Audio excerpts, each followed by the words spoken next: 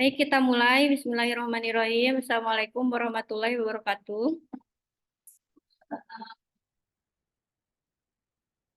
Ini di minggu apa namanya terakhir ya kalian menjelang UAS.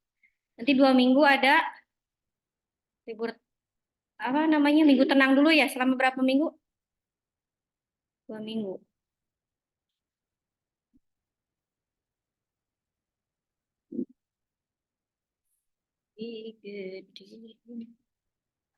Sebentar. Oke. Jadi minggu ini kita akan belajar mengenai apa itu daftar obat esensial nasional atau bisa disingkat dengan DOEN ya. Jadi bukan antasidun ya, bukan antasid. Jadi ini adalah daftar obat esensial nasional.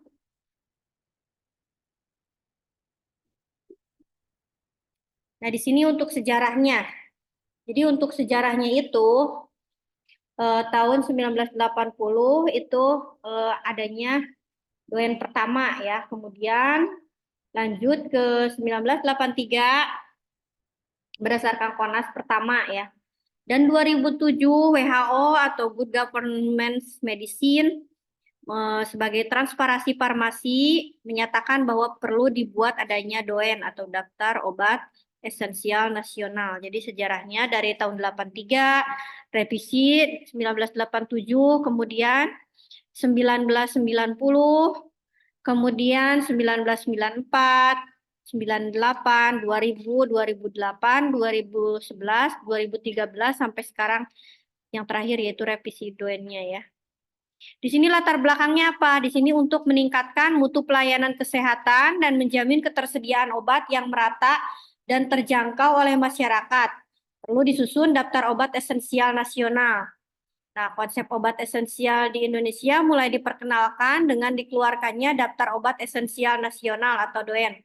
Yang pertama pada tahun 1980 dan dengan terbitnya kebijakan obat nasional pada tahun 1983.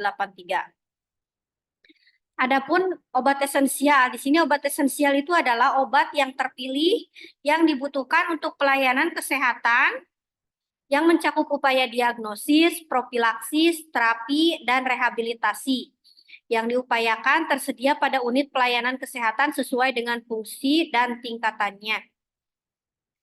Di sini pengertian DOEN itu sendiri, di sini ada obat esensial, yaitu obat yang terpilih yang paling dibutuhkan dalam pelayanan kesehatan. Untuk daftar obat esensial nasional atau DOEN merupakan daftar yang berisikan obat terpilih yang paling dibutuhkan dan diupayakan tersedia di unit pelayanan kesehatan sesuai dengan fungsi dan tingkatannya. DOEN merupakan standar nasional minimal untuk pelayanan kesehatan. Jadi di sini DOEN itu telah ditetapkan ya, jadi untuk obat esensialnya apa? Ya tujuan penerapan DOEN itu untuk apa? Di sini yang pertama untuk meningkatkan ketepatan, keamanan, kerasionalan penggunaan obat, kemudian memperluas dan memeratakan, meningkatkan mutu pelayanan kesehatan di Indonesia. Kriteria pemilihan obat esensial di sini memiliki rasio manfaat atau resiko benefit risk rasio yang paling menguntungkan penderita. Kemudian mutu terjamin, kemudian menguntungkan dalam hal kepatuhan dan penerimaan oleh penderita, kemudian memiliki rasio manfaat biaya atau benefit cost rasio yang tertinggi. Bila terdapat satu pilihan yang memiliki efek terapi serupa, dipilih obat yang sifatnya paling banyak diketahui berdasarkan data ilmiah. Untuk obat kombinasi tetap harus menunjukkan khasiat dan keamanan yang lebih tinggi. Di sini untuk mekanisme pemilihan obat esensial itu yang pertama pemilihan obat esensial harus terkait dengan pedoman terapi atau standar pengobatan yang didasarkan pada bukti ilmiah terbaik. Kemudian pelaksanaan seleksi melalui penelaahan ilmiah dan pengambilan keputusan yang transparan dengan melibatkan ahli dari berbagai strata sarana pelayanan kesehatan dan lembaga pendidikan tenaga kesehatan. Untuk pelaksanaan revisi DOEN dilakukan secara periodik, paling tidak setiap 3-4 tahun sekali. Nah, itu dengan melalui proses pengambilan keputusan yang sama. Kemudian penyebarluasan doen kepada sarana pelayanan kesehatan sampai daerah terpencil, lembaga pendidikan tenaga kesehatan, baik dalam bentuk media cetak maupun media elektronik. Penerapan konsep obat esensial. Di sini penerapan konsep obat esensial itu dilakukan melalui Daftar Obat Esensial Nasional, kemudian pedoman pengobatan, kemudian formularium rumah sakit. Formularium itu kemarin daftar-daftar obat yang digunakan. Kalau misalkan klinik berarti formularium klinik ya. Kalau rumah sakit berarti rumah sakit. Kalau puskesmas ya puskesmas. Nah ini daftar obat terbatas lain dan informatorium obat nasional Indonesia yang merupakan komponen terkait untuk mencapai peningkatan ketersediaan dan suplai obat secara kerasionalan penggunaan obat. Di sini untuk pedoman pengobatannya, yang pertama, disusun secara sistematik untuk membantu dokter dalam menegakkan diagnosis dan pengobatan. Kemudian, disusun untuk setiap tingkat unit pelayanan kesehatan. Contohnya, pedoman pengobatan dasar di puskesmas, pedoman diagnosis, dan terapi di rumah sakit. Kemudian berisi penyakit, terutama penyakit yang umum terjadi dan keluhan-keluhannya, serta informasi tentang obat meliputi kekuatan dosis dan lama pengobatan. Untuk formularium rumah sakit, di sini daftar itu merupakan daftar obat yang disepakati beserta informasinya yang harus diterapkan di rumah sakit. Jadi disusun oleh KFT, nanti melibatkan farmasinya, apotekernya, kemudian dokter, dan komitenya rumah sakit itu sendiri ya. Untuk mempertimbangkan nanti obat apa yang bisa digunakan di rumah sakit, bisa disesuaikan kebutuhan dengan terapi dan jumlah keuangan di rumah sakit. Nah, ini untuk penyusunan formularium berdasarkan pedoman pengobatan yang utamanya. Kemudian untuk formularium spesialistiknya itu buku yang berisi informasi lengkap obat-obat yang paling dibutuhkan oleh dokter spesialis dalam bidangnya. Kemudian formularium spesialistik itu melibatkan baik asosiasi profesi, dokter spesialis terkait maupun masing-masing subspesialisnya. Informatorium obat nasional di sini adalah berisi informasi obat yang beredar dan disajikan secara ringkas dan sangat relevan dengan kebutuhan dokter, baik apoteker dan tenaga kesehatan lainnya, diterbitkan oleh BPOM biasanya ya. Kemudian berisi indikasi, efek samping, dosis, cara penggunaan, dan informasi lain yang penting bagi penderita. Nah, di sini hampir mirip dengan MIMS ya. Jadi kalau misalkan mau tahu daftar obat yang beredar di Indonesia itu, nanti ada MIMS ya, dan MIMS itu disupervisi ya, dia ada perubahan nanti tiap tahunnya. Jadi semua daftar obat, baik itu obat apa namanya, semua jenis golongan obat, baik keras, narkotika maupun obat bebas ya ada di MIMS. Kemudian untuk komunikasi, informasi, dan edukasi atau KIE, di sini KIE itu mengenai obat esensial yang merupakan suatu prasyarat untuk mendorong penggunaan obat dan penulisan resep yang rasional oleh tenaga kesehatan.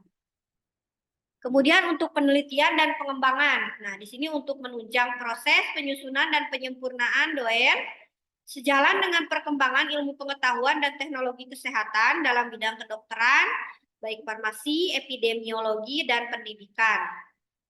Sedangkan pemantauan dan evaluasinya di sini untuk menunjang keberhasilan penerapan doen dan mengidentifikasi permasalahan potensial dan strategi penanggulangan. Di sini untuk revisi doen itu sendiri, nah itu adalah penyempurnaan doen dilakukan secara terus-menerus dengan usulan materi dari fasilitas pelayanan kesehatan, baik pendidikan dan penelitian kesehatan, baik pemerintah maupun swasta, disampaikan kepada Direktorat Jenderal Bina Kefarmasian dan Alat Kesehatan Kementerian Kesehatan. Nah, ini di sini sesuai dengan Undang-Undang Nomor 36 Tahun 2009 tentang Kesehatan. Revisi doen itu dilaksanakan secara periodik setiap 2 tahun. Kemudian di sini untuk menjaga mutu ya, jaga mutu obat menyeluruh yang meliputi tahap pengembangan produk, cara pembuatan obat yang baik atau CPOB, kemudian monitoring mutu obat pada rantai distribusi dan penggunaannya. Kemudian resistensi antibiotik. Dari sini resistensi antibiotik itu makin meningkat, terutama pada antibiotik esensial lini pertama yang relatif murah harganya. Jadi untuk antibiotik lini pertama biasanya amoksisilin ya. Amoksisilin itu biasanya orang kalau misalkan ini ya, jangan sampai misalkan mengkonsumsi antibiotik harusnya itu dihabiskan ya, misalkan 3 hari ini ya karena udah sembuh, misalkan nggak dihabisin, ternyata 2 kali minum udah enak. Nah ini ada sisanya ya, nanti itu hati-hati bisa menyebabkan resistensi antibiotik, begitupun pada antibiotik lainnya ya. Jadi di sini untuk resistensi antibiotik itu karena makin meningkat itu karena apa ya, kepatuhan masyarakatnya ya, kesadaran masyarakatnya yang tidak mengerti. Dan mungkin tidak mengerti itu mikirnya sayang kalau obat kalau udah sembuh gak dihabisin nanti buat sakit lagi seperti itu. Padahal tidak seperti itu ya untuk antibiotik. Tidak berlaku demikian. Jadi untuk antibiotik harus dihabiskan ya. Kemudian penyebabnya karena penggunaan antibiotik yang tidak rasional baik oleh tenaga kesehatan maupun penderita. Jadi sakit dikit-dikit antibiotik, dikit-dikit antibiotik, tidak seperti itu juga ya. Kemudian mengatasi masalah resistensi antibiotik atau di sini akan terjadinya surveillance pada pola resistensi mikroba. Pola penggunaan antibiotik memberlakukan kebijakan penulisan resep antibiotik, komunikasi, informasi, dan edukasi kepada petugas kesehatan maupun penderita atau masyarakat luas. Nah, di sini ada obat sumbangan. Obat sumbangan itu obat apa? Biasanya obat hibah ya, baik dari suatu negara, lembaga swasta internasional, atau lembaga donor internasional.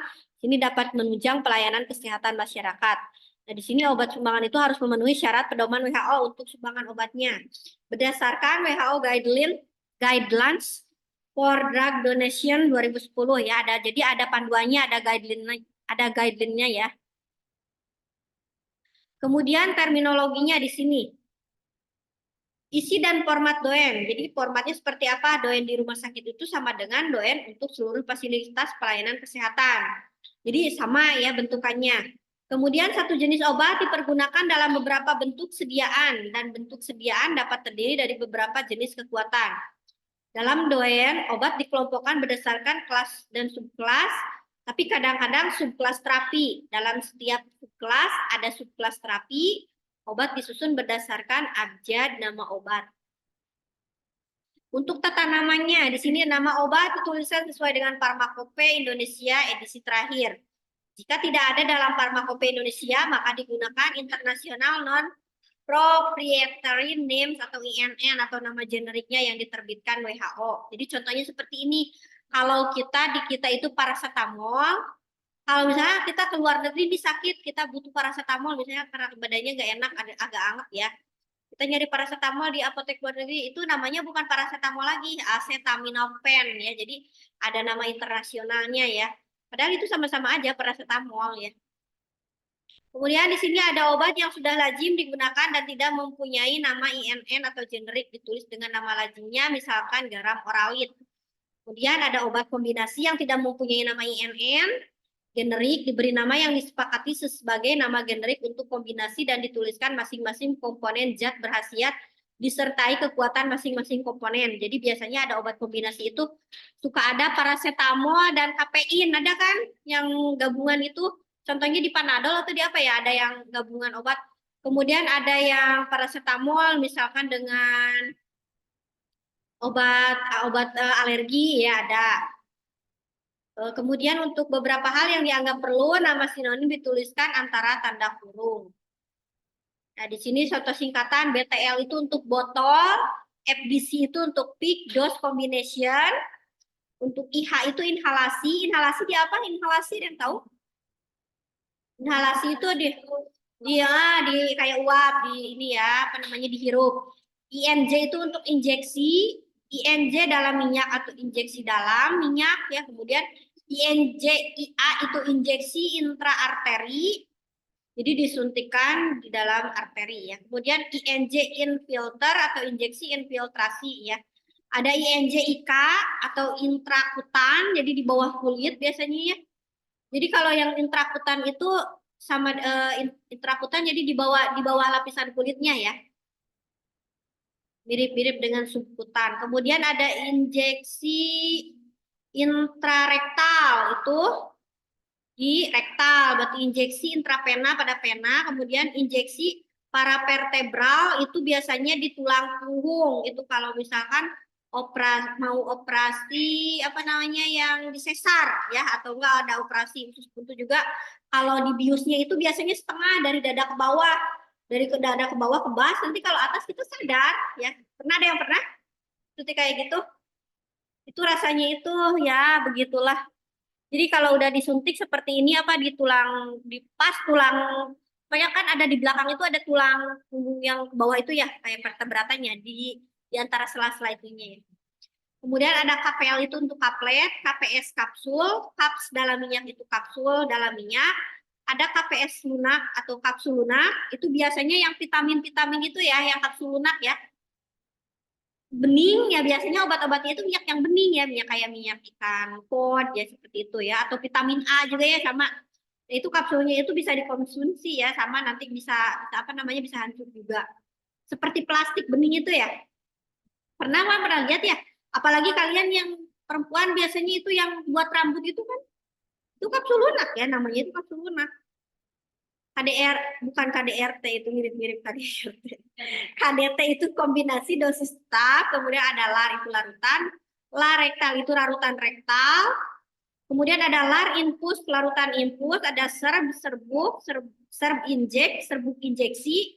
Biasanya kalau serbuk injeksi itu berupa antibiotik ya, karena dalam kering dan butuh direkonstitusi menggunakan Aquades biasanya.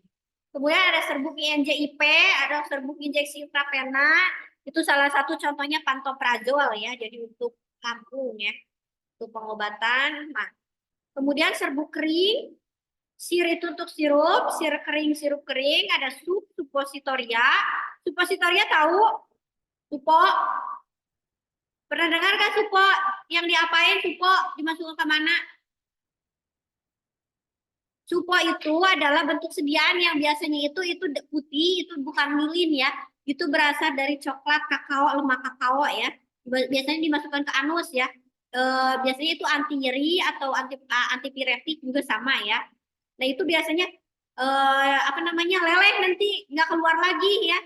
Justru pengobatannya itu lebih cepat penyerapannya seperti itu ya. Kemudian kalau suspensi tahu suspensi apa?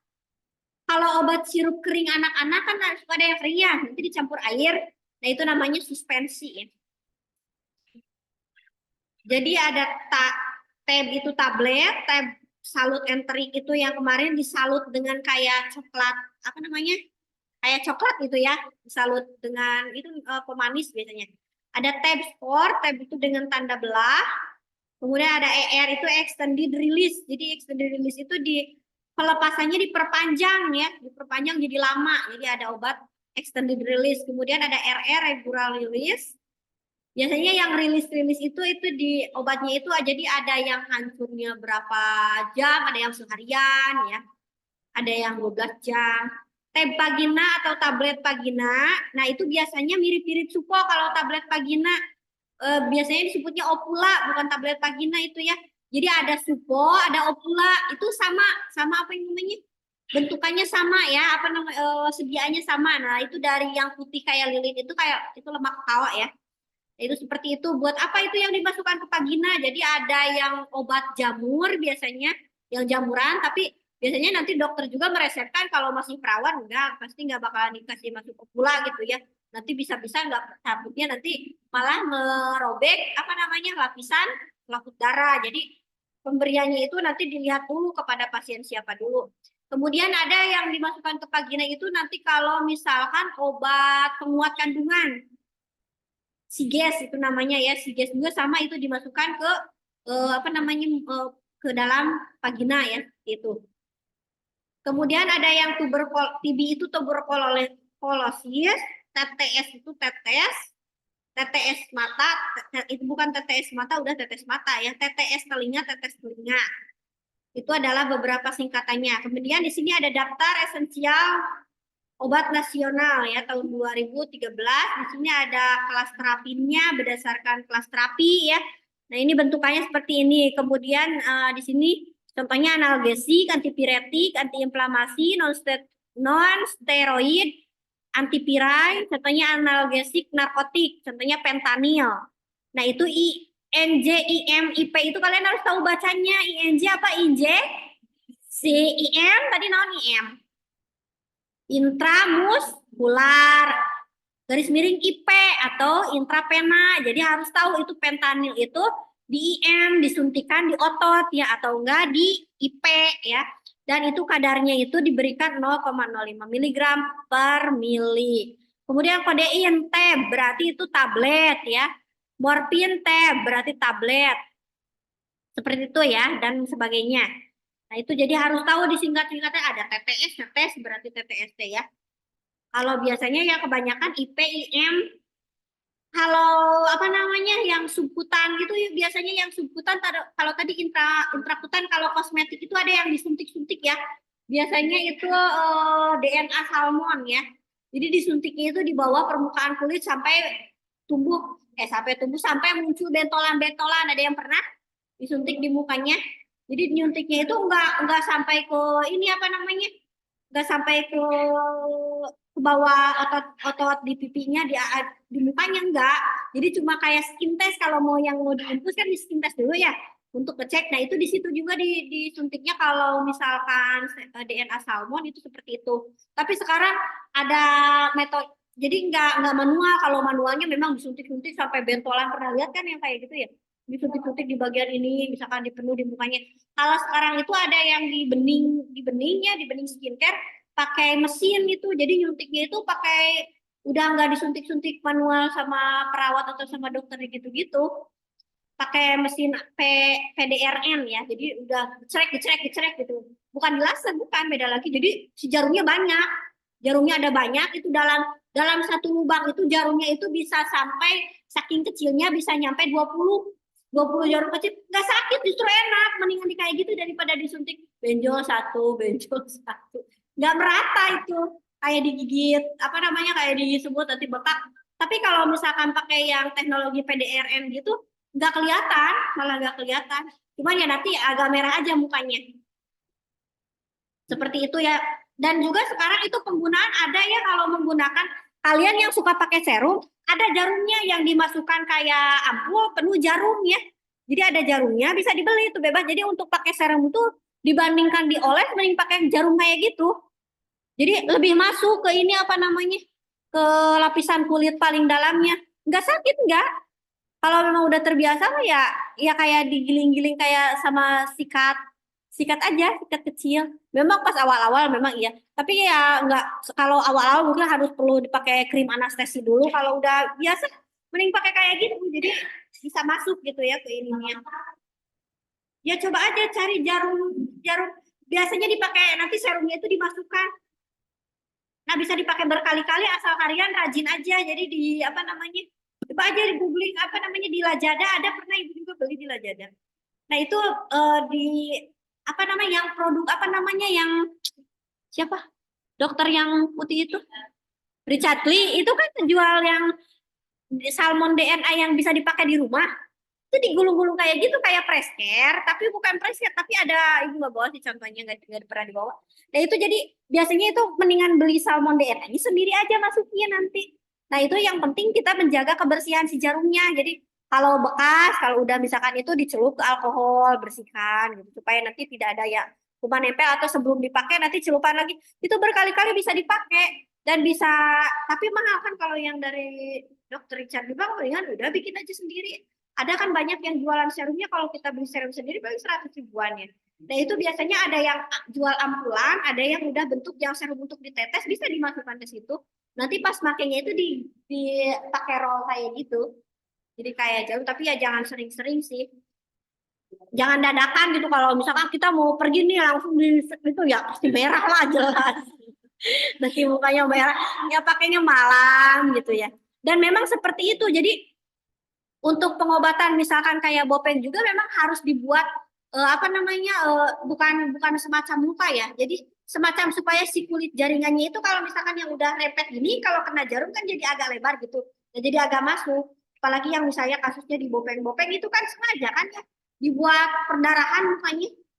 Kalau yang pernah di apa namanya yang disebutnya itu dermarorol ya di roll itu kayak gitu kan itu dibuat perdarahan sengaja. Kalau misalkan ada yang Bopeng-Bopeng nih itu digosok-gosok pakai pakai apa namanya ya pakai jarum seperti itu jarum-jarum itu kayak disikat pakai Ya memang mau cantik itu mahal dan sakit ya, menyakitkan. Nah, ini tadi ada contoh beberapa formulariumnya di sini untuk kelas terapi ya. Seperti itu bentukannya, jadi supaya kalian tahu aja. Ini ada daftar obat nasional tahun 2013 untuk puskesmas. Ini contohnya antasida. Di sini antasida itu kombinasi aluminium hidroksida 200 mg dan magnesium hidroksida. Untuk referensinya di sini daftar obat esensial nasional itu 2011 Kementerian Kesehatan, Keputusan Menteri Kesehatan Republik Indonesia nomor 32 Menkes SK 9 2013. Udah selesai, tapi ada tugas sekarang buat kalian belajar ya. Mungkin dicukupkan untuk materi hari ini. Ada doen, tapi berikutnya nanti ada tugas ya.